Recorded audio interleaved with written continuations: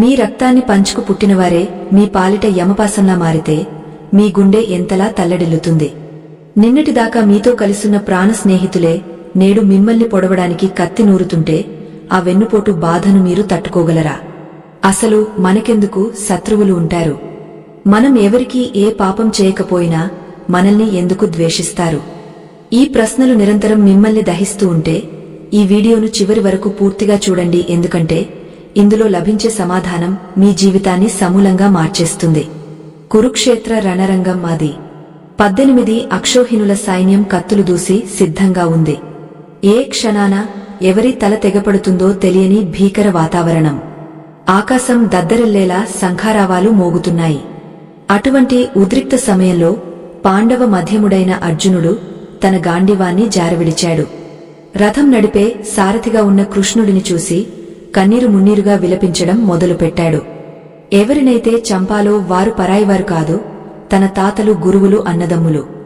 నిన్నటిదాకా తనను ఎత్తుకుని ఆడించిన భీష్ముడు నేడు శత్రువుగా నిలబడ్డాడు.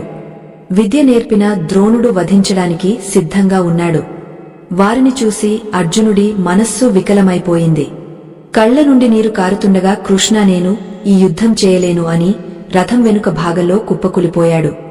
అప్పుడు ఆ జగన్నాటక సూత్రధారి శ్రీకృష్ణ పరమాత్మ పెదాలపై ఒక చిరునవ్వు వెలిసింది. లోకమంతా భయంతో వణికిపోతుంటే కృష్ణుడు మాత్రం నిశ్చలంగా ఉన్నాడు. అర్జున, నీవు శోకించకూడని వారి గురించి శోకిస్తున్నావు అని మందలించాడు. శత్రువు అనేవాడు బయట లేడు, అది నీ మనస్సులో ఉన్న భావన మాత్రమే అని గీతాచార్యుడు బోధించడం మొదలుపెట్టాడు. మన జీవితంలో కూడా అంతే కదా. మనల్ని ఎవరైనా తిడితే అది మన చెవిన పడకముందే మన మనస్సులో అలజడి రేపుతుంది.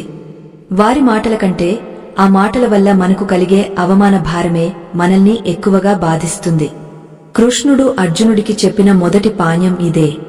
సుఖం దుఃఖం, లాభం నష్టం, జయం అపజయం వీటన్నింటినీ సమానంగా చూడగలిగినవాడే నిజమైన యోగి. వారు నీ శరీరాన్ని దూషించగలరు కాని నీ ఆత్మను తాకలేరు అని పరమాత్మ సెలవిచ్చాడు.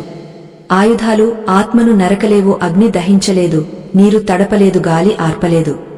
మరి అలాంటప్పుడు ఎవరో అన్న చిన్న మాటకు నీవెందుకు చలించిపోతున్నావు? నీ అంతరంగంలో ఉన్న ప్రశాంతతను వారి చేతుల్లో ఎందుకు పెడుతున్నావు అని కృష్ణుడు ప్రశ్నించాడు. కాని కృష్ణ ఎదుటివారు కత్తితో పొడుస్తుంటే మనం శాంతంగా ఎలా ఉండగలం అని అర్జునుడు సందేహించాడు. మనల్ని నాశనం చేయాలని చూసేవారిని మనం ప్రేమించగలమా? అసలు శత్రువు పట్ల మనం ఎలాంటి వైఖరిని కలిగి ఉండాలి? దీనికి కృష్ణుడు ఇచ్చిన సమాధానం అత్యంత ఆశ్చర్యకరమైనది మరియు ఆచరణీయమైనది.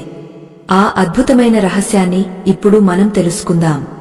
మనల్ని బాధించే వ్యక్తులు నిజానికి మన శత్రువులు కారు, వారు మన కర్మఫలాన్ని మోసుకొస్తున్న వాహకాలు మాత్రమే అని కృష్ణుడు వివరించాడు.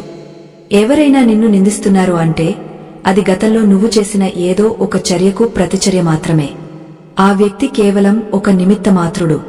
ఈ సత్యాన్ని గ్రహించిన నాడు నీకు ఆ వ్యక్తిపై కోపం రాదు, సరికదా జాలి కలుగుతుంది. ద్వేషాన్ని ద్వేషంతో జయించలేము అర్జున అని కృష్ణుడు స్పష్టం చేశాడు. చీకటిని తరిమి కొట్టాలంటే దీపం వెలిగించాలే తప్ప చీకటితో యుద్ధం చేయకూడదు. అలాగే శత్రువును జయించాలంటే ప్రేమ అనే అస్త్రం కావాలి. ఇక్కడ ప్రేమ అంటే వారిని కౌగిలించుకోవడం కాదు, వారి అజ్ఞానాన్ని చూసి క్షమించగలగడం.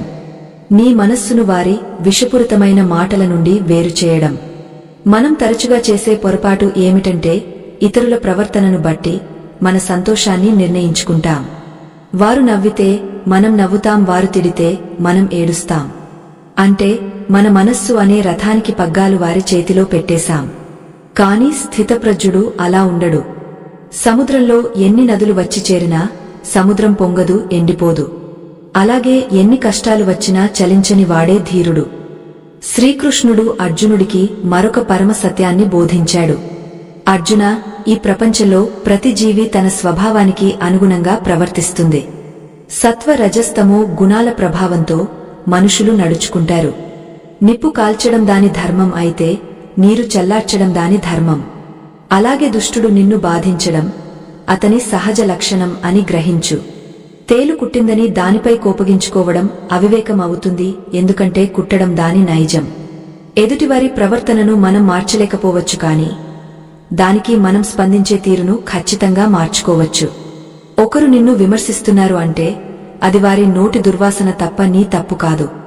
వారు వెళ్లగక్కే విషాన్ని నువ్వు స్వీకరించినంత వరకు అది నిన్ను ఏమీ చేయలేదు. ఒకవేళ ఎవరైనా నీకు కానుక ఇస్తే దాన్ని నువ్వు తీసుకోకపోతే ఆ కానుక ఎవరి దగ్గర మిగిలిపోతుంది? అది ఇచ్చిన వారి వద్దనే ఉండిపోతుంది కదా. అలాగే నిందలు కూడా.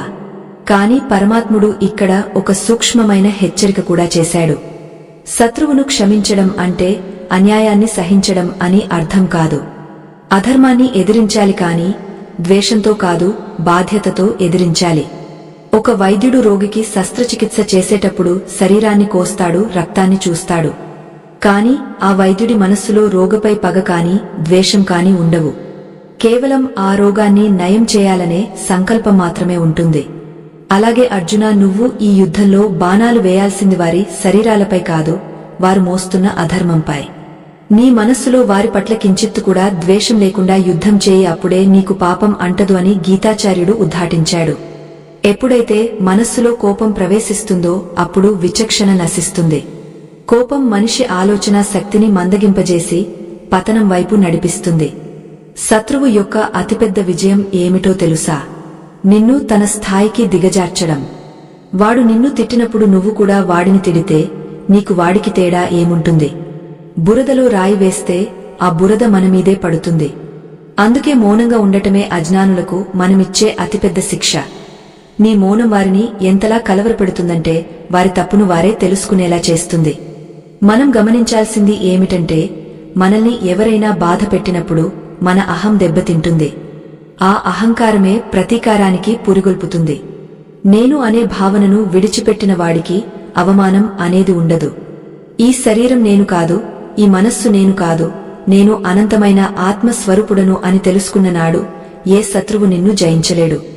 కృష్ణుడు అర్జునుడికి నేర్పిన ఈ ఆత్మ విద్య శత్రు జయానికి మూలమంత్రం. అయినా సరే కృష్ణ మాటిమాటికి అవమానిస్తుంటే సహనం ఎలా వస్తుంది అని మనలో చాలామందికి సందేహం రావచ్చు. దీనికి కృష్ణుడు అభ్యాస యోగాన్ని సూచించాడు. ఎలాగైతే తామరాకు నీటిలో ఉన్న నీటిని అంటకుండా ఉంటుందో అలాగే మనం సంసారంలో ఉన్న నిందలను అంటించుకోకూడదు. రోజూ ధ్యానం ద్వారా మనస్సును దృఢపరచుకుంటే చిన్న చిన్న రాళ్లు తగిలిన పర్వతం కదలనట్లు మనం నిశ్చలంగా ఉండగలం. ఇక్కడ మనం ఒక ముఖ్యమైన విషయం ఆలోచించాలి. శత్రువులు మన బలహీనతలను ఎత్తి చూపిస్తారు. నిజానికి వారు మనకు తెలియకుండానే మనలో ఉన్న లోపాలను సరిదిద్దుకునే అవకాశం ఇస్తున్నారు. మనల్ని పొగడే స్నేహితుల కంటే మన తప్పులను ఎత్తిచూపే శత్రువులే మన ఎదుగుదలకు పరోక్షంగా సహాయపడుతున్నారు. ఈ కోణంలో ఆలోచిస్తే శత్రువు కూడా గురువుతో సమానమే కదా. ఒకసారి ప్రశాంతంగా కూర్చుని ఆలోచించండి. మీ జీవితంలో మిమ్మల్ని అత్యంత ఎక్కువగా బాధపెట్టిన వ్యక్తిని తలుచుకోండి. ఆ వ్యక్తి వల్ల మీరు ఎంత మానసిక క్షోభ అనుభవించారో గుర్తు తెచ్చుకోండి. కానీ ఈరోజు ఆ బాధ నుండి మీరు ఏదో ఒక పాఠం నేర్చుకోలేదా? ఆ సంఘటన మిమ్మల్ని మరింత బలవంతులుగా మార్చలేదా? నిప్పులో కాలిన ఇనుము మాత్రమే దృఢమైన ఆయుధంగా మారుతుంది. జీవితం అనేది ఒక రణరంగం అయితే మన మనస్సే కురుక్షేత్రం. అందులో మంచి ఆలోచనలకు చెడు ఆలోచనలకు మధ్య నిరంతరం యుద్ధం జరుగుతూనే ఉంటుంది. బయట శత్రువుల కంటే లోపలి శత్రువులైన కామ, క్రోధ, లోభ, మోహమద మాత్సర్యాలను జయించడమే నిజమైన విజయం. బయట వారిని గెలవడం సులభం కాని మనలోని 6 శత్రువులను గెలవడమే అసలైన సాహసం. శ్రీకృష్ణుడు మరొక అద్భుతమైన ఉదాహరణ చెప్పాడు. సముద్రం తన హద్దులు దాటదు, పర్వతాలు గాలికి కదలవు. అలాగే ధీరుడైన వాడు ఇతరుల మాటలకు చలించడు. నీ ఆనందం నీ చేతుల్లోనే ఉండాలి తప్ప ఇతరుల ప్రశంసల్లో కాదు. లోకం నిన్ను మెచ్చుకుంటే పొంగపోవడం, తిడితే కుంగపోవడం అనేది బానిసత్వంతో సమానం. నీ ఆత్మగౌరవం నీకు తెలిసినంత వరకు పరాయివారి ధృవీకరణ నీకు అవసరం లేదు. మీరు ఎప్పుడైనా గమనించారా? కుక్క మొరుగుతూ ఏనుగు వెనుక పరుగెడుతుంది. కాని ఏనుగు వెనక్కి తిరిగి కుక్కను చూడదు. కనీసం దాని వంక కూడా చూడకుండా తన దారిన తాను కీవిగా వెళ్లిపోతుంది. ఏనుగుకు తన బలం ఏంటో తెలుసు, కుక్క స్థాయి ఏంటో తెలుసు. మీరు కూడా ఆ ఏనుగులాగా రాజసంగా మీ లక్ష్యం వైపు అడుగులు వేయండి. మొరిగే కుక్కల గురించి పట్టించుకునే సమయం మీకు లేదు. ఈ సందర్భంలో మిమ్మల్ని ఒక మాట అడుగుతాను. మీరు అర్జునుడి స్థానంలో ఉంటే ఏం చేసేవారు? మీ కళ్ల ముందే మీ శత్రువులు మిమ్మల్ని చంపడానికి సిద్ధంగా ఉంటే మీరు కృష్ణుడి మాట విని యుద్ధం చేసేవారా, లేక అస్త్ర సన్యాసం చేసి పారిపోయేవారా? మీ అంతరాత్మ ఏం చెబుతుందో ధైర్యంగా కామెంట్ రూపంలో తెలియజేయండి. మీ అభిప్రాయం మరొకరికి స్ఫూర్తిని ఇవ్వవచ్చు. ఈ అద్భుతమైన జ్ఞానాన్ని మనం కేవలం వినడమే కాదు, ఆచరణలో పెట్టాలి. మన శత్రువులను క్షమించడం ద్వారా మనం వారిని గెలవడమే కాదు, మనశ్శాంతిని కూడా గెలుచుకుంటాం. కోపాన్ని దిగమింగుకోవడం అంటే పెరికితనం కాదు, అది అత్యున్నతమైన శక్తి. శివుడు విషాన్ని కంకల్లో దాచుకుని నీలకంఠుడయ్యాడు కాని ఆ విషాన్ని బయటకు చిమ్మలేదు. మనం కూడా ఆ విషాన్ని జీర్ణించుకునే శక్తిని సంపాదించుకోవాలి. ధర్మం కోసం పోరాడటంలో తప్పులేదు కాని ఆ పోరాటం ధర్మబద్ధంగా ఉండాలి. అధర్మాన్ని చూస్తూ ఊరుకోవడం కూడా పాపమే అవుతుంది. దుర్మార్గులను శిక్షించడం రాజు ధర్మమైతే వారిని వ్యక్తిగతంగా ద్వేషించకపోవడం యోగ ధర్మం. శ్రీకృష్ణుడు అర్జునుడిని ఒక యోగిలా యుద్ధం చేయమన్నాడు. ఫలాపేక్ష లేకుండా కర్మను ఆచరించడమే నిష్కామ కర్మ. నిజానికి మనల్ని ఎవరు బాధపెట్టినా అది దైవ నిర్ణయం అని భావించాలి. మన కర్మల ఖాతా తీర్చుకోవడానికి భగవంతుడు వారిని మన జీవితంలోకి పంపాడని నమ్మాలి. ఈ దృక్పథముంటే మనకు ఎవరిపైనా కోపం రాదు. అంతా కృష్ణార్పణం అనుకున్నప్పుడు ఇక మనకు మిగిలేది పరమానందం మాత్రమే. ఆనందాన్ని అనుభవించడమే మానవ జన్మ సార్థకత. ఇప్పటివరకు మనం శత్రువుల పట్ల ఎలాంటి భావన ఉండాలో తెలుసుకున్నాం. కాని నిత్య జీవితంలో మనతో పాటు ఉంటూనే మనల్ని వెన్నుపోటు పొడిచే వారిని ఎలా గుర్తించాలి? వారి నుండి మనల్ని మనం ఎలా రక్షించుకోవాలి? కృష్ణుడు దీనికి సంబంధించి ఎలాంటి వ్యూహాలను రచించాడు? ఆసక్తికరమైన ఆ విషయాలను రాబోయే భాగాల్లో మనం లోతుగా పరిశీలిద్దాం. శత్రువు బయట ఉంటే యుద్ధం చేయవచ్చు కాని మన పక్కనే ఉంటూ మన గోతి తీస్తుంటే వారిని ఎదుర్కోవడం చాలా కష్టం. మహాభారతంలో శకుని పాత్ర మనకు ఇదే విషయాన్ని స్పష్టంగా తెలియజేస్తుంది. శకుని బయటకు నవ్వుతూనే కౌరవ పాండవుల మధ్య చిచ్చు పెట్టాడు. మన జీవితంలో కూడా ఇలాంటి నటించే వ్యక్తులు చాలామంది తారసపడుతుంటారు. వారిని గుర్తించడానికి కృష్ణుడు చెప్పిన మార్గం వారి మాటలను కాకుండా వారి ప్రవర్తనను గమనించడం. తేనె పూసిన కత్తిలాంటివారు ఈ సమాజంలో కోకొల్లలు. ముఖస్తుతి చేసేవారే నిజమైన ప్రమాదకారులు అని చాణక్యుడు కూడా హెచ్చరించాడు. ఎవరైతే మీ ప్రతి చిన్న పనిని ఆకాశానికి ఎత్తేస్తారో వారి పట్ల అప్రమత్తంగా ఉండాలి. నిజమైన శ్రేయోభిలాషి తప్పు చేసినప్పుడు మందలిస్తాడు కాని విషం నిండినవాడు తప్పును కూడా పొగుడుతూ మిమ్మల్ని మరింత లోతుగా కూరుకుపోయేలా చేస్తాడు. ఇలాంటి వారి పట్ల సమదృష్టి కలిగి ఉండటమే రక్ష. కృష్ణుడు గీతలో ఒక అద్భుతమైన శ్లోకం ద్వారా దీనిని వివరించాడు. మానవమాన్యోన్హ తుల్యః తుల్యో మిత్రారిపక్షయో అని చెప్పాడు. అంటే మిత్రుల పట్ల శత్రువుల పట్ల సమానమైన బుద్ధిని కలిగి ఉండాలి. దీని అర్థం శత్రువును ఇంటికి పిలిచి భోజనం పెట్టమని కాదు. మిత్రుడు పొగడాడని ఉప్పొంగపోవడం, శత్రువు తిట్టాడని కృంగపోవడం రెండూ ప్రమాదకరమే. ఈ రెండింటికి అతీతంగా నీ కర్తవ్యాన్ని నువ్వు చేసుకుంటూ పోవాలి. మనల్ని ఎవరైనా తక్కువ చేసి మాట్లాడినప్పుడు మనకు కలిగే ఆవేశం సహజం. కాని ఆ ఆవేశాన్ని ఆయుధంగా మలుచుకోవాలి తప్ప ఆత్మహత్యా సదృశం చేసుకోకూడదు. ఎదుటివారి ఈర్ష్య అనేది వారి ఆత్మన్యూనతా భావానికి నిదర్శనం. వారు మీ స్థాయికి రాలేక మిమ్మల్ని వారి స్థాయికి లాగాలని ప్రయత్నిస్తుంటారు. అటువంటి వారిని చూసి జాలిపడాలి తప్ప కోపగించుకోకూడదు. ఎందుకంటే వారు తమ స్వభావానికి బానిసలు. ఈ ప్రపంచంలో ఏదీ శాశ్వతం కాదు అనే సత్యాన్ని మనం గ్రహించాలి. ఈరోజు మిమ్మల్ని ద్వేషించేవారే రేపు మీ అవసరం వచ్చినప్పుడు పొగడవచ్చు. అలాగే నేడు పొగడేవారు రేపు విమర్శించవచ్చు. మనుషుల మనస్తత్వాలు మేఘాల్లా మారుతూ ఉంటాయి. అస్థిరమైన ఈ ప్రపంచంలో స్థిరమైన మనస్సును కలిగి ఉండటమే యోగం. శ్రీకృష్ణుడు కోరింది ఇదే. నీ ధర్మాన్ని నువ్వు నమ్ముకో, మనుషులను కాదు. ఒక విషయాన్ని గుర్తుంచుకోండి, ధర్మం ఎప్పుడూ ఒంటరిగానే ప్రయాణిస్తుంది. సత్యం మాట్లాడేవాడికి శత్రువులు ఎక్కువగానే ఉంటారు. పాండవులు కేవలం 5 మాత్రమే కాని కౌరవులు 100 మంది ఉన్నారు. మెజారిటీ ఎటువైపు ఉంటే అటువైపు న్యాయం ఉన్నట్లు కాదు. అందరూ మిమ్మల్ని వ్యతిరేకించినా మీరు ధర్మం వైపు ఉంటే సాక్షాత్తు ఆ పరమాత్మే మీ పక్షాన నిలబడతాడు. అంతకంటే పెద్ద సైన్యం ఏముంటుంది? ఈ దివ్యజ్ఞానం మరొకరికి వెలుగునిస్తుందని మీరు భావిస్తే దీన్ని ధర్మ ప్రచారంగా భావించి 10 మందితో పంచుకోండి. చీకటిలో ఉన్నవారికి వెలుగు చూపించడం కూడా ఒక యజ్ఞమే. ఈ వీడియో ద్వారా మీరు పొందుతున్న మానసిక ప్రశాంతత మీ మిత్రులకు లేదా బంధువులకు కూడా అవసరం ఉండవచ్చు. మంచిని పంచే కొద్దీ పెరుగుతుంది తప్ప తరగదు. జానదానం అన్నదానం కంటే గొప్పదని మన పెద్దలు చెబుతుంటారు. మన శత్రువుల పట్ల మనం ప్రదర్శించాల్సిన మరో గొప్ప గుణం ఉపేక్ష, అంటే పట్టించుకోకపోవడం. దారిలో వెళ్తుంటే ఎన్నో పిచ్చి మొక్కలు కనిపిస్తాయి, వాటిని చూసి మనం ఆగపోతామా? లేదు కదా. అలాగే మనల్ని విమర్శించే వారిని మన గమ్యానికి అడ్డు తగలే పిచ్చి మొక్కలుగా భావించి పక్కకు తప్పుకుని వెళ్లిపోవాలి.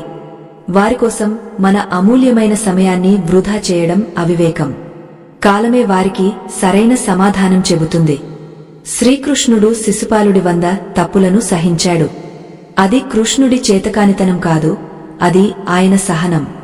ఎప్పుడైతే ఆ 100 తప్పుల గీత దాటిందో అప్పుడు శిక్షించాడు. మనం కూడా ఎదుటివారికి అవకాశం ఇవ్వాలి. వారి తప్పులను కొంతవరకు సహించాలి. ఎందుకంటే మార్పు ఎప్పుడైనా రావచ్చు. కాని వారు మరీ శృతి మించి ప్రవర్తిస్తే అప్పుడు ధర్మబద్ధంగా వారికి బుద్ధి చెప్పాలి. అది కూడా ద్వేషంతో కాదు, ఒక బాధ్యతగా మాత్రమే. ఇక్కడ ఒక సూక్ష్మ ధర్మాన్ని మనం అర్థం చేసుకోవాలి. మనల్ని బాధించే వ్యక్తుల నుండి భౌతికంగా దూరంగా వెళ్లవచ్చు, కాని మానసికంగా వారిని మోస్తూనే ఉంటాం. ఇదే అసలైన నరకం. మీరు ఎక్కడికి వెళ్లినా మీ ఆలోచనల్లో వారు వెంటాడుతూనే ఉంటారు. ఈ మానసిక బంధాన్ని తెంచుకోవడానికి కృష్ణుడు చెప్పిన మార్గం భక్తి. నీ మనస్సును నాపై లగ్నం చేయి, అప్పుడు ఇతర విషయాలు నిన్ను బాధించవు అని ఆయన హామీ ఇచ్చాడు. మనిషికి అసలైన శత్రువు బయట ఉన్నవాడు కాదు, తనలో ఉన్న భయమే. వాడు ఏమనుకుంటాడో, వీడు ఏమంటాడో అనే భయం మనల్ని సగభాగం చంపేస్తుంది. లోకనిందకు భయపడేవాడు ఎప్పటికీ గొప్ప కార్యాలు చేయలేడు. సీతమ్మ అంతటి పతివ్రతనే ఈ లోకం నిందించింది, ఇక మనం ఎంత? లోకులు కాకులు అంటారు. వారి మాటలను వినాలి కాని గుండెకు తీసుకోకూడదు. మీ అంతరాత్మ సాక్షిగా మీరు స్వచ్ఛంగా ఉంటే చాలు.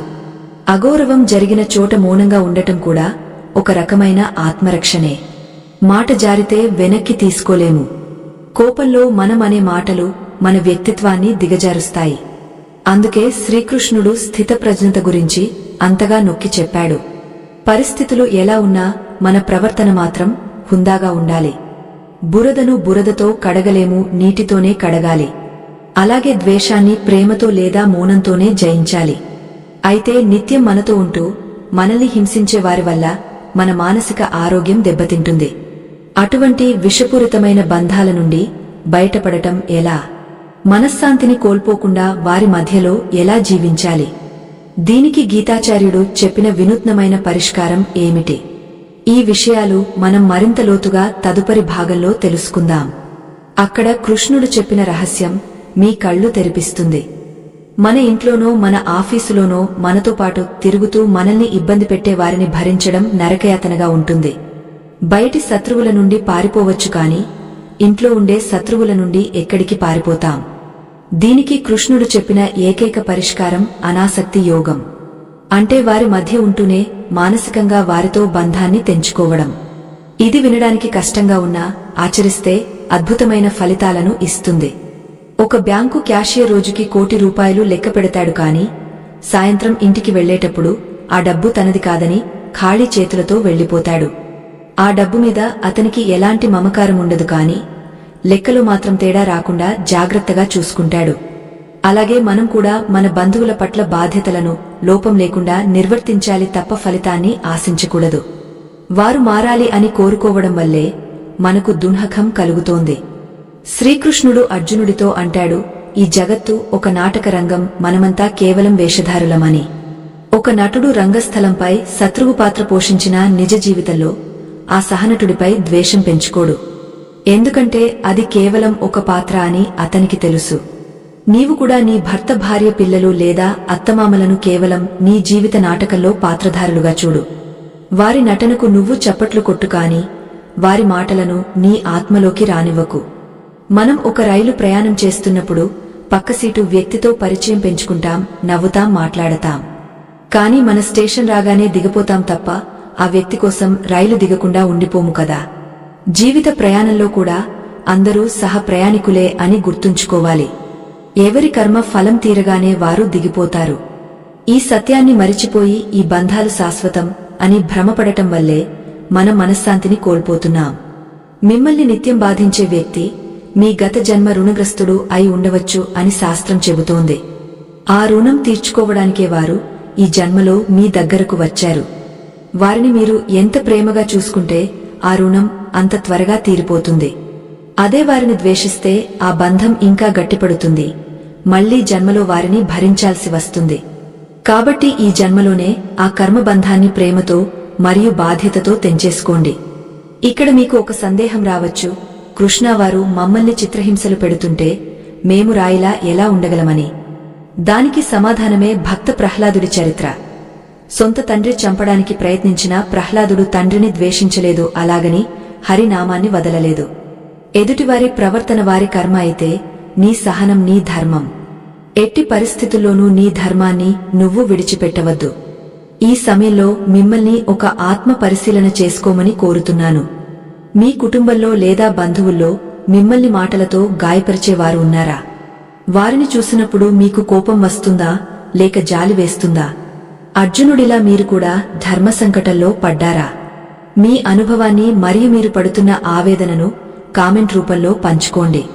మీలాగే బాధపడేవారికి మీ మాటలు ఓదార్పునివ్వవచ్చు. ఒక విషయాన్ని గుర్తుంచుకోండి, మీ మనస్సు అనేది ఒక అందమైన పూల తోట లాంటిది. అందులో కోపం, ద్వేషం అనే కలుపు మొక్కలను పెరగనివ్వకండి. ఎదుటివారు మీపై చెత్త వేస్తే ఆ చెత్తను ఎరువుగా మార్చుకుని జ్ఞాన వృక్షాన్ని పెంచుకోండి.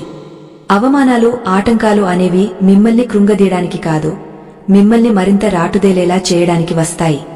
బంగారం అగ్నిలో కాలితేనే కదా ఆభరణంగా మారుతుంది. మీరు ఎప్పుడైతే ఎదుటివారి మాటలకు స్పందించడం మానేస్తారో అప్పుడే వారికి మీపై ఆసక్తి పోతుంది. గోడకు బంతిని కొడితే అది తిరిగి వస్తుంది, అదే గాలిలో కొడితే అది అక్కడే పడిపోతుంది. మీ మౌనం వారిని నిస్సహాయులను చేస్తుంది. వాదన వల్ల గెలిచేది అహంకారం మాత్రమే కాని మౌనం వల్ల గెలిచేది బంధం మరియు ప్రశాంతత. శ్రీకృష్ణుడు రాయబారంలో కూడా కోపగించుకోలేదు, చిరునవ్వుతోనే కౌరవుల అజ్ఞానాన్ని ఎండగట్టాడు. ప్రతి మనిషిలోనూ పరమాత్మ ఉన్నాడు అనేది గీతాసారం. మీ శత్రువులో కూడా ఆ కృష్ణుడే ఉన్నాడు, కాకపోతే అజ్ఞానం అనే తెర వెనుక దాగ ఉన్నాడు. ఆ వ్యక్తిని కాకుండా ఆ వ్యక్తిలో ఉన్న అంతరాత్మను నమస్కరించండి. బాహ్య రూపం చూస్తే ద్వేషం వస్తుంది, అంతరార్థం చూస్తే జ్ఞానం కలుగుతుంది. ఈ అద్వైత భావన అలవాటు చేసుకుంటే లోకంలో మీకు శత్రువులే ఉండరు, అందరూ గురువులే అవుతారు. కాని కొన్నిసార్లు ధర్మరక్షణ కోసం కఠిన నిర్ణయాలు తీసుకోవాల్సి వస్తుంది. బంధాలు ముఖ్యం కాదు, ధర్మం ముఖ్యమని కృష్ణుడుకుండా బద్దలు కొట్టినట్లు చెప్పాడు. మనశ్శాంతిని హరించే బంధాలను తెంచుకోవడం పాపం కాదు, అది ఆత్మరక్షణ.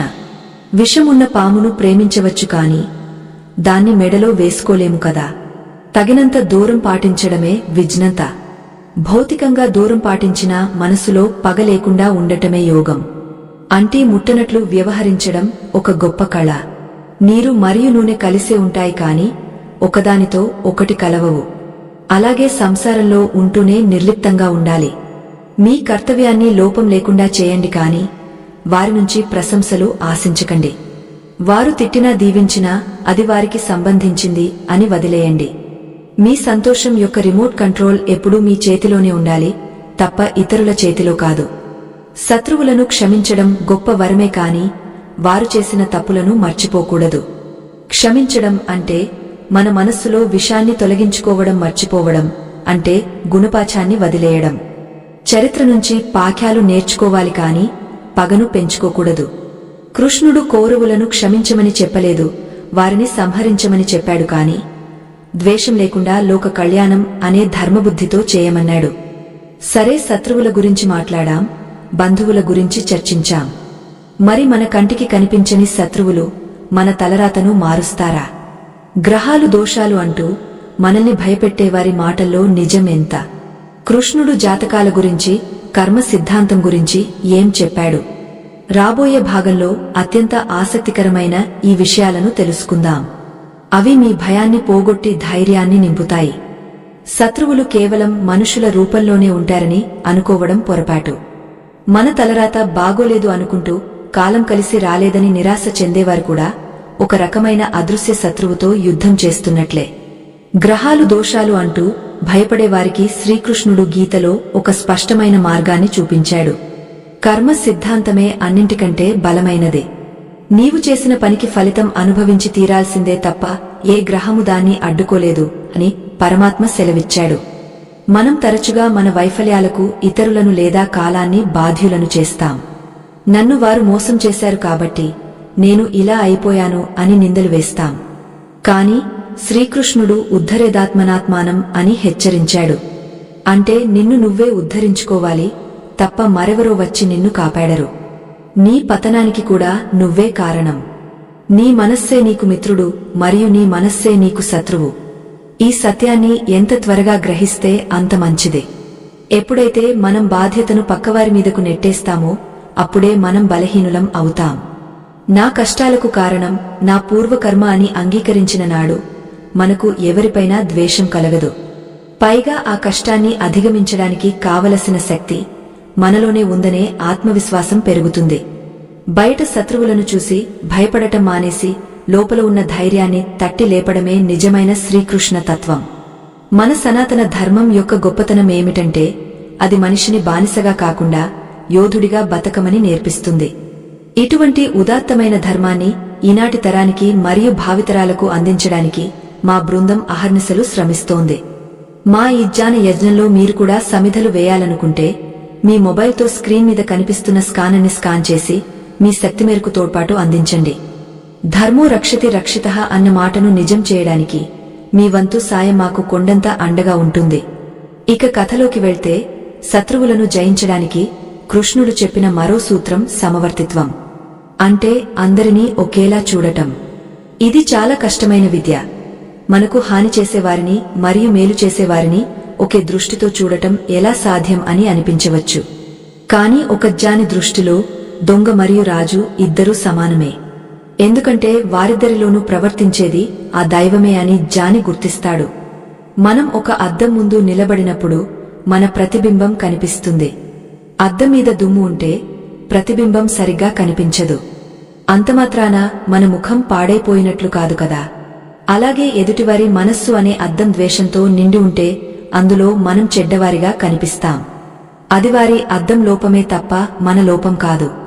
ఈ స్పష్టత ఉంటే ఎవరి విమర్శలు మనల్ని బాధించవు. మీరు గమనించే ఉంటారు, మనం ఎవరినైతే ఎక్కువగా ద్వేషిస్తామో వారి గురించే ఎక్కువగా ఆలోచిస్తాం. పడుకునేటప్పుడు తినేటప్పుడు కూడా వారే మన మనస్సులో మెదులుతుంటారు. అంటే పరోక్షంగా మనమే వారికి మన జీవితంలో అత్యంత ప్రాముఖ్యతను ఇస్తున్నాం. మన మనశ్శాంతిని వారికి అప్పగించి వారిని గెలిపిస్తున్నాం. దీనిని అరికట్టాలంటే వారి పట్ల ఉదాసీనతను పెంచుకోవాలి.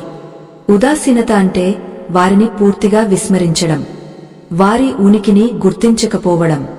సూర్యుడు ఉదయిస్తున్నప్పుడు చీకటి గురించి ఆలోచించడు, కేవలం కాంతిని పంచుతూ వెళ్తాడు. చీకటి దానంతటా అదే పారిపోతుంది. మీరు కూడా మీ జీవిత లక్ష్యం మీద దృష్టి పెట్టండి.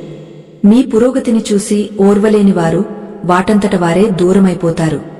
మీ విజయమే శత్రువులకు అతిపెద్ద సమాధానం కావాలి. అయితే కొన్ని సందర్భాల్లో శత్రువులు మనపై భౌతిక దాడులకు లేదా తీవ్రమైన కుట్రలకు పాల్పడవచ్చు. అప్పుడు కూడా మౌనంగా ఉండాలా అంటే కృష్ణుడు వద్దని చెప్పాడు. ఆత్మరక్షణ కోసం చేసే పోరాటం ధర్మమే అవుతుంది. కాని ఆ పోరాటంలో వ్యక్తిగత కక్ష ఉండకూడదు.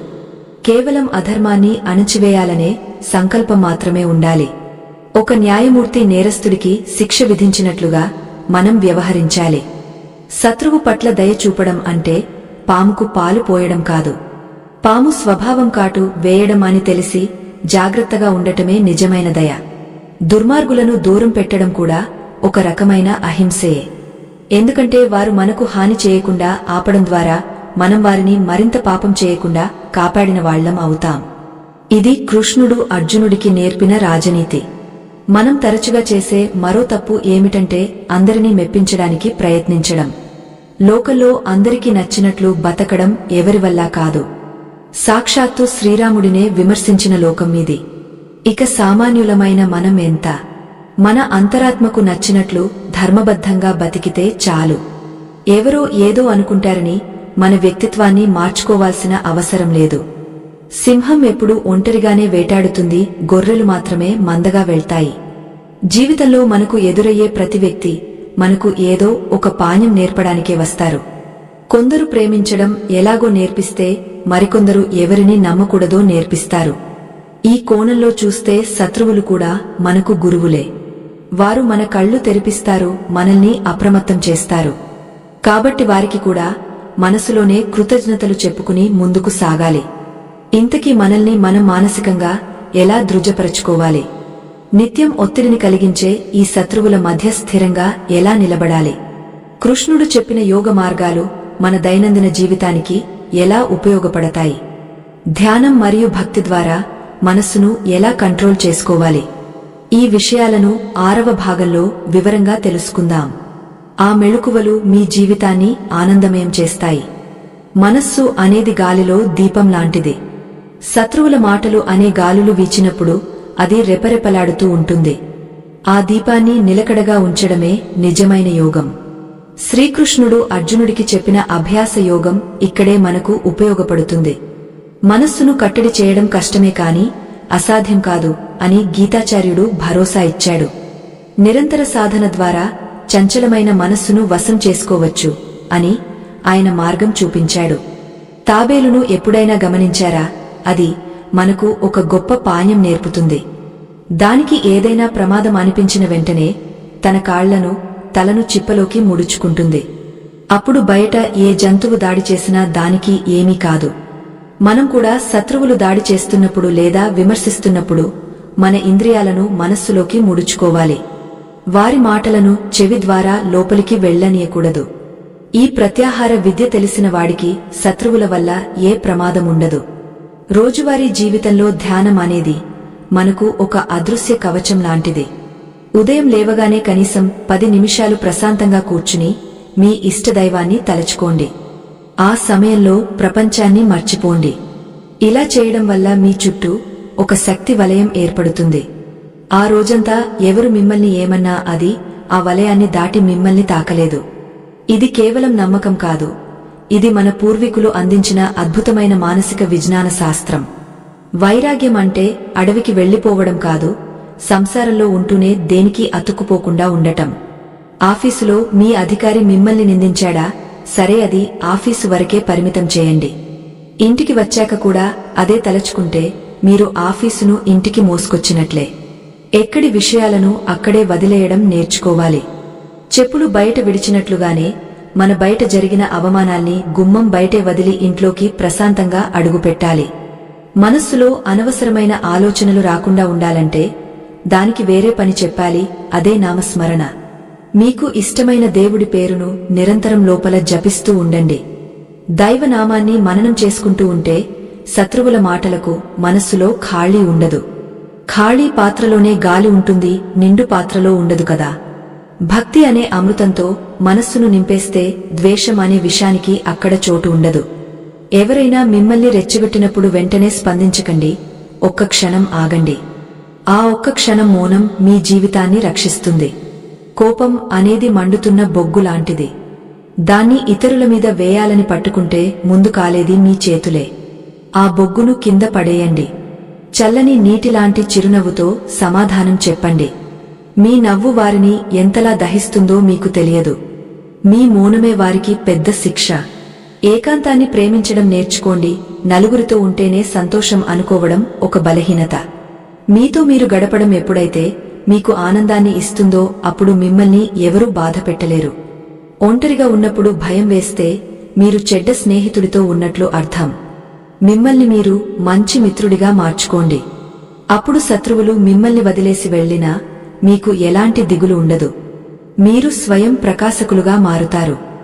అర్జునుడు యుద్ధానికి ముందు భయపడ్డాడు కాని కృష్ణుడి బోధన విన్న తర్వాత ధనుస్సు చేతబట్టాడు. ఇక్కడ మారింది పరిస్థితి కాదు, అర్జునుడి మనస్థితి మాత్రమే. మన జీవితంలో కూడా శత్రువులు మారకపోవచ్చు, కష్టాలు తీరకపోవచ్చు, కాని వాటిని చూసే మన దృష్టికోణం మారాలి. సమస్యను చూసి భయపడే బదులు సమస్యను ఒక సవాలుగా స్వీకరించే ధైర్యం రావాలి. అదే గీత నేర్పే నిజమైన పాఠం. ఇంతవరకు మనం మనోనిగ్రహం గురించి చెప్పుకున్నాం కాని వీటన్నింటికి మించిన ఒక ఆయుధం ఉంది, అదే శరణాగతి. నేను ఏమీ చేయలేను, అంతా నీదే అని దేవుడికి వదిలేస్తే ఏం జరుగుతుంది? పాండవులు అడవుల్లో ఉన్నప్పుడు ద్రౌపదికి జరిగిన అవమానాన్ని కృష్ణుడు ఎలా తీర్చాడు? భగవంతుడిని నమ్ముకున్న వారికి అన్యాయం జరుగుతుందా? ఈ కీలకమైన మరియు ఉద్వేగభరితమైన విషయాలను తదుపరి భాగంలో తెలుసుకుందాం. మనిషి తన శక్తితో ఎంత పోరాడినా ఒక స్థాయి వరకే గెలవగలడు. కాని ఆ శక్తికి మించిన శత్రువు ఎదురైనప్పుడు ఏమి చేయాలి? అప్పుడు మనకు మిగిలే ఏకైక మార్గం శరణాగతి. అంటే నన్ను నేను నీకు అర్పించుకుంటున్నాను, నా భారాన్ని నువ్వే మోయాలి అని ఆ పరమాత్మ పాదాలను పట్టుకోవడం.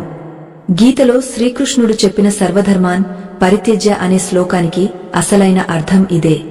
నీ ధర్మం, నీ అధర్మం, నీ జయం, నీ అపజయం అన్ని వదిలేసి నన్ను నమ్ముకో, నేను నిన్ను రక్షిస్తాను అని ఆయన ఇచ్చిన మాటను మనం ఎంతవరకు విశ్వసిస్తున్నాం? ద్రౌపదీ దేవి వస్త్రాపహరణ ఘట్టం మనకు దీనికి గొప్ప ఉదాహరణ. నిండు సభలో దుశ్శాసనుడు ఆమె చీరను లాగుతుంటే మొదట ఆమె తన బలం కొద్దీ చీరను పట్టుకోవడానికి ప్రయత్నించింది. భర్తలు కాపాడతారని చూసింది, పెద్దలు అడ్డుకుంటారని ఆశించింది. కాని ఎవరూ రాలేదు. ఎప్పుడైతే తన 2 చేతులు పైకెత్తి హే గోవిందా అని ఆర్తనాదం చేసిందో అక్షయమైన వస్త్రం వచ్చి ఆమె మానాన్ని కాపాడింది. అంటే నీ ప్రయత్నం ఉన్నంత వరకు దేవుడు చూస్తూ ఉంటాడు. నీవు పూర్తిగా చేతులెత్తేస్తే అప్పుడు ఆయన రంగంలోకి దిగుతాడు. శత్రువుల విషయంలో కూడా అంతే. నేను వాడి అంతు చూస్తాను అని మీరు అనుకున్నంతసేపు ఆ యుద్ధం మీది. కాని ఇది నా వల్ల కాదు, కృష్ణ నువ్వే చూసుకో అని వదిలేస్తే ఆ యుద్ధం దేవుడిది అవుతుంది. సాక్షాత్తు దేవుడే మీ పక్షాన యుద్ధం చేస్తే గెలుపు ఎవరిది అవుతుందో వేరే చెప్పనక్కర్లేదు కదా. పాండవులు అడవుల్లో కష్టాలు పడుతున్నా వారు కృష్ణుడిని నిందించలేదు. ఈ కష్టాలు కూడా నీ ప్రసాదమే అనుకున్నారు కాబట్టే చివరికి విజయం వరించింది. చాలామందికి ఒక అనుమానముంటుంది, దేవుడిని నమ్ముకుంటే కష్టాలు రావా అని. కష్టాలు రాకుండా ఆపడం దేవుడి పని కాదు, కష్టాలను తట్టుకునే శక్తిని ఇవ్వడం ఆయన పని. తుఫాను వచ్చినప్పుడు దేవుడు ఆ తుఫానును ఆపకపోవచ్చు కాని ఆ తుఫానులో మీ పడవ మునిగిపోకుండా మీ చేయి పట్టుకుని ఒడ్డుకు చేర్చుతాడు. మీ శత్రువు మిమ్మల్ని ఇబ్బంది పెడుతున్నాడంటే అది దేవుడికి తెలియని విషయం కాదు. సరైన సమయం కోసం ఆ జగన్నాటకుడు వేచి చూస్తుంటాడు. యోక్షేమం వహామ్యహం అని గీతలో ఒక గొప్ప వాగ్దానముంది. నన్నే నమ్ముకున్నవారి బరువు బాధ్యతలు నేనే మోస్తాను అని దాని అర్థం. ఒక చిన్న పిల్లవాడు తండ్రి వేలు పట్టుకుని నడుస్తున్నప్పుడు ఆ పిల్లవాడికి గోతుల గురించిగాని ముళ్ల గురించిగాని భయముండదు. ఎందుకంటే నాన్న చూసుకుంటాడు అనే నమ్మకం. మనం కూడా శత్రువుల మధ్య ఆ చిన్న పిల్లవాడిలా నిశ్చింతగా ఉండాలి. మన తండ్రి అయిన ఆ పరమాత్మ మనల్ని నడిపిస్తున్నప్పుడు భయం ఎందుకు? అయితే శరణాగతి అంటే సోమరిపోతులా కూర్చోవడం కాదు. మీ కర్తవ్యాన్ని మీరు చేస్తూనే ఫలితాన్ని ఈశ్వరుడికి వదిలేయాలి. ఉదాహరణకు ఒక రైతు విత్తనాలు నాటడం వరకే చేయగలడు, వర్షం కురిపించడం, మొలకలు రప్పించడం దేవుడి చేతిలో పని. మీరు కూడా మీ శత్రువుల పట్ల ధర్మబద్ధంగా వ్యవహరించండి, మిగిలినది కాలస్వరూపుడైన కృష్ణుడికి వదిలేయండి. ఆయన తీర్పు ఎప్పుడూ ఆలస్యం కావచ్చు కాని అన్యాయం మాత్రం జరగదు. మనం తరచుగా దేవుడిని పరీక్ష పెడుతుంటాం. నేను 10 కొబ్బరికాయలు కొట్టాను, నా శత్రువు నాశనం అయిపోవాలి అని కోరుకుంటాం. ఇది భక్తి కాదు, ఇది వ్యాపారం. నిజమైన భక్తి అంటే నా శత్రువు నన్ను చంపడానికి వచ్చినా అది నీ నిర్ణయమే అని స్వీకరించడం. అటువంటి స్థితికి చేరుకున్న వాడిని ఏ శత్రువు ఏమీ చేయలేడు. ప్రహ్లాదుడిని కొండమీద నుంచి కిందకు తోసేసినా హరి నామమే కాపాడింది తప్ప ప్రహ్లాదుడు ఎదురుదాడి చేయలేదు. శత్రువు మిమ్మల్ని ద్వేషిస్తున్నాడు అంటే అది అతని కర్మ. మీరు అతన్ని తిరిగి ద్వేషిస్తే అది మీ కర్మ అవుతుంది. ఒకరు బురద చల్లారని మీరు కూడా బురద చల్లుకుంటే ఇద్దరూ అపరిశుభ్రంగానే మిగిలిపోతారు. దానికి బదులుగా ఆ బురదను కడిగేసుకుని ముందుకు సాగడమే విజ్ఞత. ఈర్ష్య, అసూయ అనేవి మనిషిని లోపలి నుంచి తినేసే చెదపురుగులు. వాటిని మీ శత్రువులకే వదిలేయండి. మీరు మాత్రం ప్రేమ అనే పుష్పాలతో మీ మనస్సును అలంకరించుకోండి. ఒక ముఖ్యమైన విషయం గుర్తుంచుకోండి, మీ శత్రువు కూడా దేవుడి సృష్టే. రావణాసురుడు లేకపోతే రాముడికి విలువేది, కంసుడు లేకపోతే కృష్ణుడి లీలలేవి. శత్రువులు మీ జీవితంలో ఒక భాగం. వారు మిమ్మల్ని హీరోలుగా మారుస్తున్నారు. కష్టాలు లేని జీవితం చప్పగా ఉంటుంది. పోరాటం ఉన్నప్పుడే గెలుపుకు విలువ ఉంటుంది. కాబట్టి శత్రువులను చూసి భయపడకండి. వారు మీ జీవిత కథను రక్తి కట్టించడానికి వచ్చిన ప్రతినాయకులు మాత్రమే. చివరగా ఒక మాట. మనల్ని బాధించే వ్యక్తుల వల్ల మనకు కలిగే లాభం ఏమిటంటే మనం ఆ దేవుడికి మరింత దగ్గరవుతాం. సుఖంలో ఉన్నప్పుడు దేవుడు గుర్తురాడు కాని కష్టంలో ఉన్నప్పుడే మనం దేవుడిని గట్టిగా పట్టుకుంటాం. కుంతీదేవి కృష్ణుడిని నాకు ఆపదలే ఇవ్వు కృష్ణ, అప్పుడే నువ్వు నాకు గుర్తుంటావు అని కోరుకుంది. అంటే శత్రువులు మనల్ని భగవంతుడి వైపు నడిపించే మార్గదర్శకులు అని భావించాలి. ఇప్పటి వరకు మనం 7 భాగాలుగా గీతాసారాన్ని శత్రుజయానికి ఎలా వాడాలో తెలుసుకున్నాం. మరి ఈ ప్రయాణాన్ని ఎలా ముగించాలి? ఈ కథలోని సారాంశం అంతా ఒక్క వాక్యంలో చెప్పాలంటే ఏం చెప్పాలి? రేపటి రోజున మీ శత్రువు ఎదురుపడితే మీరు వెంటనే ఏం చేయాలి? ఈ అద్భుతమైన ఫైనల్ స్ట్రాటజీని మరియు గంభీరమైన ముగింపును చివరిదైన 8వ భాగంలో చూద్దాం. ఈ చివరి భాగం మీ జీవితాన్ని మలుపు తిప్పుతుంది. ఈ సుదీర్ఘ ప్రయాణంలో మనం గ్రహించాల్సిన పరమ సత్యం ఒక్కటే, అదే మన శాంతికి మనమే బాధ్యులం. బయట ప్రపంచం ఎంత గందరగోళంగా ఉన్నా మన అంతరంగం మాత్రం నిశ్చలంగా ఉండాలి. అదే శ్రీకృష్ణుడు కోరుకున్న స్థితి ప్రజ్ఞత. రేపటి నుండి మీ శత్రువు మీకు ఎదురుపడితే ఒక్కసారి చిరునవ్వు నవ్వి చూడండి. ఆ నవ్వులో ఉన్న శక్తి వారి ద్వేషాన్ని పటాపంచలు చేస్తుంది. మీరు కోపంతో రగిలిపోతే అది మీ ఆరోగ్యాన్ని, మీ ప్రశాంతతను దహించివేస్తుంది. శత్రువును శిక్షించే బాధ్యత కాలానికి వదిలేయండి, ఎందుకంటే కాలస్వరూపుడైన పరమాత్మ ప్రతి ఒక్కరి కర్మలను గమనిస్తూనే ఉంటాడు. తగిన సమయం వచ్చినప్పుడు ఎవరికి ఏ శిక్ష వేయాలో ఆయనే నిర్ణయిస్తాడు. మీరు న్యాయమూర్తి స్థానంలో కూర్చోవద్దు, కేవలం సాక్షిగా ఉండండి. సాక్షిగా ఉండటం అంటే జరుగుతున్న నాటకాన్ని చూస్తూ అందులో లీనం కాకుండా ఉండటం. ఇది అలవాటు చేసుకుంటే ఏ అవమానం మిమ్మల్ని తాకలేదు. శ్రీకృష్ణుడు అర్జునుడికి ఇచ్చిన ఆఖరి సందేశం కూడా ఇదే, నన్ను నమ్ము, నీ ధర్మాన్ని ఆచరించు, ఫలితాన్ని ఆశించకు. మనల్ని బాధించేవారు మనకు ఒక పరీక్ష లాంటివారు. ఆ పరీక్షలో మనం గెలవాలంటే సహనం అనే ఆయుధాన్ని వాడాలి. అగ్నిని అగ్నితో ఆర్పలేము, నీటితోనే ఆర్పగలము. అలాగే ద్వేషాన్ని ప్రేమతో లేదా ఉపేక్షతో మాత్రమే జయించగలము. ఇది పిరికితనం కాదు, ఇది అత్యున్నతమైన మానసిక పరిపక్వత. మీరు ఉదయం లేచిన దగ్గర నుండి రాత్రి పడుకునే వరకు ఎన్నో పనులు చేస్తుంటారు. కానీ ఏ పని చేసినా మనసులో కృష్ణార్పణం అనే భావన ఉంచండి. అప్పుడు మిమ్మల్ని ఎవరైనా తిట్టినా అది ఆ కృష్ణుడికే చెందుతుంది, ఎవరైనా పొగడినా అది ఆయనకే చెందుతుంది. లాభనష్టాలు, మాన అవమానాలు అన్నీ ఆ దేవాదిదేవుడి పాదాల చెంత వదిలేస్తే మీరు స్వేచ్ఛగా ఆకాశంలో విహరించే పక్షిలా జీవించవచ్చు. బరువు అంతా ఆయన మోస్తున్నప్పుడు మీకు దిగులు ఎందుకు? నిజమైన యోధుడు యుద్ధం చేస్తాడు కాని ద్వేషంతో కాదు, ధర్మ రక్షణ కోసం మాత్రమే. మీ జీవితంలో కూడా మీకు అన్యాయం జరిగినప్పుడు గొంతు ఎత్తండి, కాని ఆ గొంతులో పగ ఉండకూడదు. కేవలం న్యాయం కావాలనే ఆవేదన మాత్రమే ఉండాలి. అప్పుడు ధర్మం మీ పక్షాన నిలబడుతుంది. ధర్మం ఎక్కడ ఉంటే కృష్ణుడు అక్కడ ఉంటాడు, కృష్ణుడు ఎక్కడ ఉంటే విజయం అక్కడ ఉంటుంది. ఇదే గీత చెప్పిన చివరి తీర్పు. మన సనాతన ధర్మాన్ని ఇలాగే నలుగురికి పంచాలనే మా తపన వెనుక మా బృందం ఎంతో కృషి చేస్తోంది. ఈ ధర్మ రక్షణ కార్యంలో మీరు కూడా భాగస్వాములు కావాలనుకుంటే దయచేసి మొబైల్తో స్క్రీన్ మీద కనిపిస్తున్న స్కానర్ని స్కాన్ చేసి మాకు తోడ్పాటు అందించండి. ఉడతా భక్తిగా మీరు చేసే ఈ చిన్న సాయం మాకు 1000 ఏనుగుల బలాన్ని ఇస్తుంది. ధర్మాన్ని కాపాడే వారిని ఆ ధర్మమే కాపాడుతుంది అనే నమ్మకంతో ముందుకు సాగుదాం. ఇకపై ఎవరైనా మిమ్మల్ని మాటలతో గాయపరచాలని చూస్తే వారిని చూసి జాలిపడండి. పాపం వారు తమ అజ్ఞానంతో తమ కర్మను పెంచుకుంటున్నారని భావించండి. మీరు మాత్రం ఆ బురదలో కాలు వేయకండి. తామరాకు మీద నీటి బొట్టులా నిలిచి ఉండండి. సంసారంలో ఉంటూనే సన్యాసిలా బతకడమే కృష్ణ తత్వం. మీ ఆనందం మీ చేతిలో ఉంది, దాన్ని ఎవరికో అప్పగించి బానిసలుగా బతకకండి. మీ ఆత్మశక్తిని నమ్మండి. గీతలో చెప్పిన ఈ సూత్రాలు కేవలం చదవడానికి కాదు, ఆచరించడానికి. ఒక్కసారి ఈ ప్రయోగాన్ని మీ జీవితంలో చేసి చూడండి. మీ శత్రువును మనసులోనే క్షమించి వదిలేయండి. అప్పుడు మీకు కలిగే ఆ భారం లేని స్థితిని అనుభవించండి. ఆ ప్రశాంతతే మోక్షం, ఆనందమే వైకుంఠం. బతికుండగానే స్వర్గాన్ని చూడటం అంటే ఇదే. రాగద్వేషాలకు అతీతంగా ఎదిగినవాడే నిజమైన మానవుడు. చివరగా ఒక్క మాట గుర్తుంచుకోండి. ఈ ప్రపంచంలో ఏదీ శాశ్వతం కాదు. మీ శత్రువు శాశ్వతం కాదు. మీ కష్టాలు శాశ్వతం కాదు. అశాశ్వతమైన వాటి కోసం శాశ్వతమైన మీ ఆత్మశాంతిని కోల్పోకండి. కృష్ణుడు చూపిన బాటలో నడవండి. విజయం మీ వెంటే వస్తుంది. మీ జీవిత రథానికి సారథిగా ఆ కృష్ణుడిని ఆహ్వానించండి. ఇక ఏ భయమూ మిమ్మల్ని దరిచేరదు. శత్రువులను మిత్రులుగా మార్చుకునే కళను నేర్చుకున్నాం కదా. మరి మన కర్మఫలాలు మన పిల్లలకి సంక్రమిస్తాయా? పాప పుణ్యాల లెక్కలు ఎలా ఉంటాయి? గరుడ పురాణం ఏం చెబుతోంది?